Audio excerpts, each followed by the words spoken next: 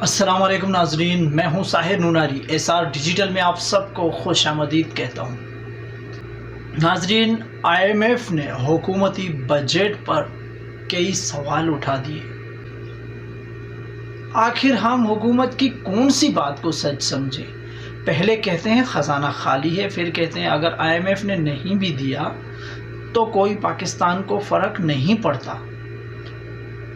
اس بات سے ظاہر ہوتا ہے کہ فرق نہ پڑنے کا مطلب IMF نے اگر پیسہ نہیں دیا تو الیکشن ہی نہیں کرائے جائیں گے۔ اور اس کے علاوہ کراچی کے میئر پاکستان پیپلز پارٹی کے منتخب مرتضیٰ وہاب صاحب نے کل سے کراچی کے دورے کرنا شروع کر دیے ہیں۔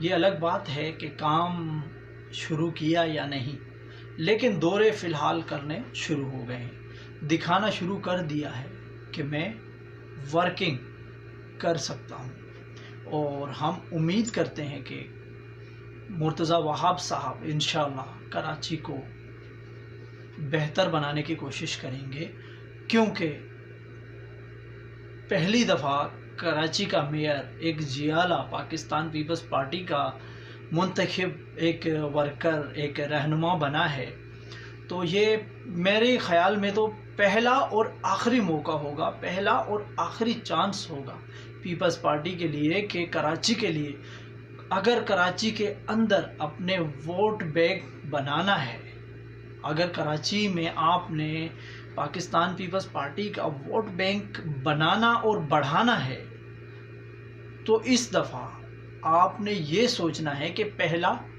اور آخری موقع ہے آپ کے پاس، آپ کام کر کے دکھائیں۔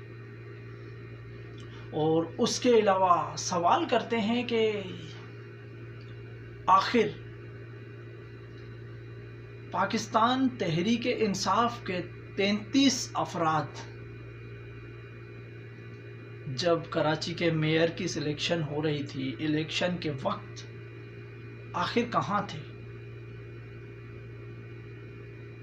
یہ ایک بہت بڑا سوالیہ نشان ہے۔ اور اس کے علاوہ پاکستان میں ایک ایسا شخص ہے کہ ہم جتنا IMF سے قرضہ لینے کی کوشش کر رہے ہیں کہ IMF ہمیں قرضہ دے دے، جتنی اماؤنٹ کے لیے ہم IMF کے منتیں اور ترلے کر رہے ہیں نا،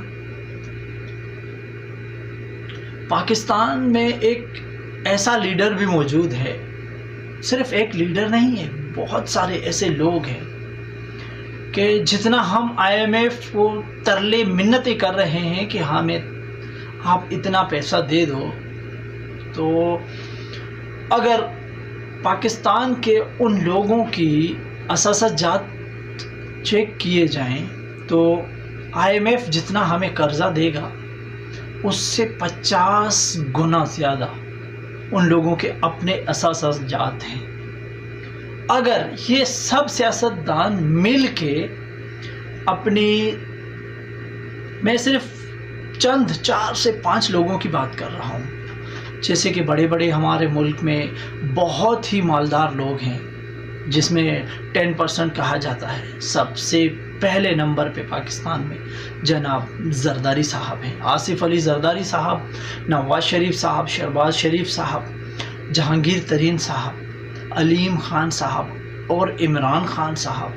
اگر ملک کے ساتھ یہ لوگ مخلص ہیں، ایک جگہ پہ بیٹھ کے اپنے اثاثہ جات سے اگر صرف 10% دے دینا تو ہمیں IMF سے قرضہ لینے کی کوئی ضرورت نہیں پڑے گی۔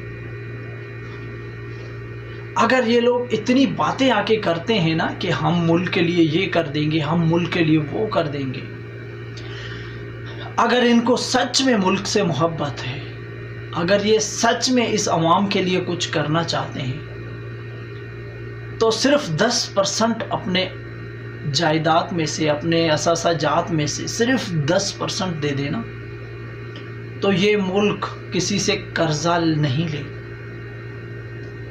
یہ ملک ایسی اڑان بھرے گا۔ لیکن نہیں، ان لوگوں نے دینا نہیں ہے، صرف باتیں کرنی ہے۔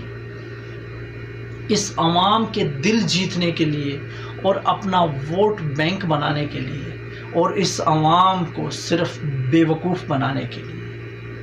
ایک بار پھر کہتا ہوں، اگر یہ سیاستدان مل کے اپنی اثاثہ جات میں سے 10% بھی اس ملک کے حوالے کریں تو اس ملک کو IMF کے آگے جھکنا نہیں پڑے، اس ملک کو IMF کے ترلے منتیں کرنا نہ پڑے، اور یہ ملک اگر ڈیفالٹ کر گیا تو پاکستانیوں کبھی بھی ان لیڈران کو معاف نہیں کرنا، کیونکہ ان کے پاس جتنی دولت ہے نا، اگر اس کا 10% بھی یہ اپنے ملک کو دے دے تو ہمارا ملک رہتی دنیا تک کبھی بھی ڈیفالٹ نہیں کرے گا۔ انشاءاللہ ہماری امید بھی یہی ہے کہ ہمارا ملک کبھی ڈیفالٹ کی طرف نہیں جائے، لیکن یہ سیاستدان جس طرح ایک دوسرے سے صرف لڑائی جھگڑے کر رہے ہیں، مجھے نہیں لگتا کہ ان کو کسی کو بھی ملک کے ساتھ محبت ہے۔ کوئی بھی نہیں چاہتا کہ یہ ملک ہمیشہ رہے۔ یہ لوگ صرف اپنی اپنی انا کی جنگ لڑ رہے ہیں، یہ لوگ ملک کو بھول گئے ہیں، صرف اپنے اپنے اقتدار کی ہوس میں اتنے مگن ہیں، لیکن اتنے اندھے ہو گئے ہیں کہ ان کو ملک اور ملک کی عوام، ملک کی معیشت، ملک کی بڑھتی ہوئی مہنگائی نظر ہی نہیں آ رہی۔ اب تک کے لیے اتنا ہی۔ ساحر نوناری کو دیجیے اجازت۔